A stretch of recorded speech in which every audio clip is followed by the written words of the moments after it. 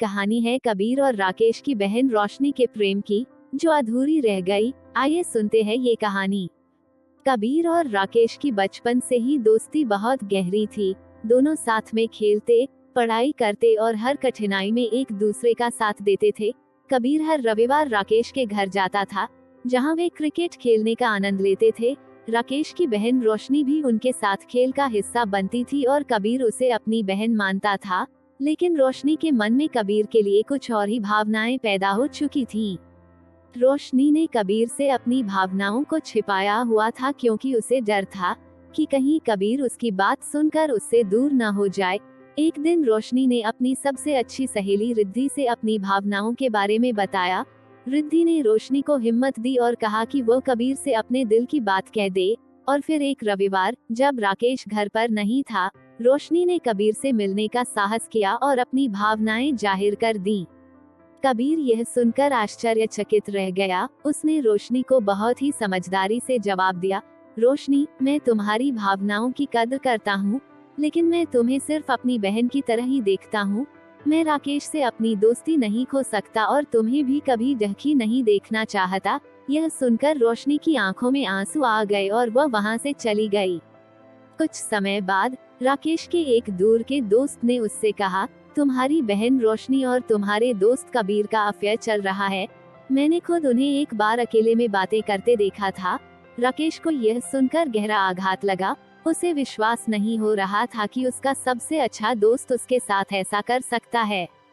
अपने दोस्त की बात सुनकर राकेश का गुस्सा फूट पड़ा। उसने तुरंत कबीर से मिलने का फैसला किया। उसने कबीर से तीखे सवाल किए और कहा, क्या तुम मेरी बहन से अफेयर चला रहे हो?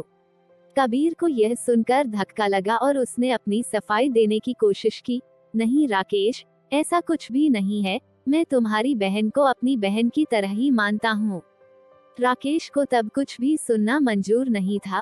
उसने गुस्से में आकर कबीर की पिटाई कर दी और उसके खिलाफ कड़ी बातें कही। मैंने तुझे अपना सबसे अच्छा दोस्त माना और तूने मुझे धोखा दिया। मेरी बहन से अफेयर करके तूने मेरे विश्वास को तोड़ा है।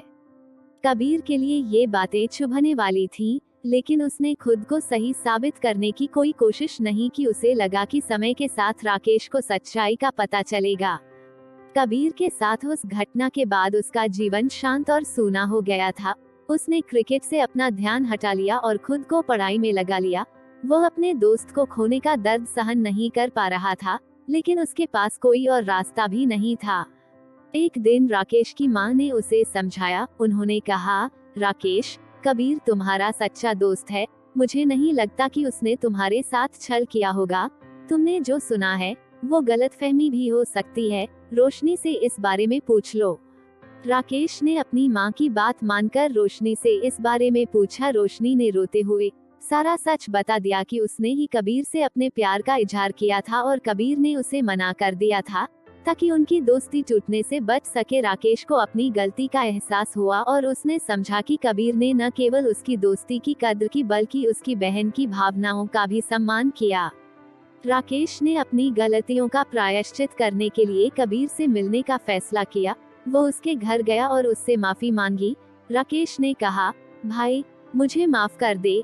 मैं गुस्से में था और बिना सच्चाई जाने मैंने तुझसे इतनी बड़ी गलती कर दी। मुझे अब समझ आ गया है कि तूने कुछ भी गलत नहीं किया।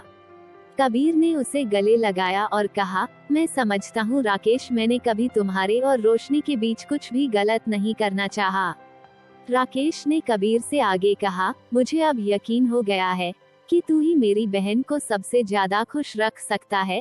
अगर तू चाहता है तो मैं चाहता हूँ कि तू और रोशनी साथ रहो। कबीर ने सिर हिलाते हुए जवाब दिया, अगर रोशनी खुश रहेगी तो मैं हमेशा उसके साथ रहूंगा, लेकिन एक जिम्मेदारी और सम्मान के साथ। धीरे धीरे सब कुछ सामान्य होने लगा। कबीर और राकेश की दोस्ती फिर से जुड़ गई और कबीर ने रोशनी को अपनाया, लेकिन प्यार, सम्मान और जिम्मेदारी के साथ। उन्होंने एक दूसरे के साथ अपनी जिंदगी की नई शुरुआत की, जहां प्रेम, दोस्ती और विश्वास का अद्भुत मेल था।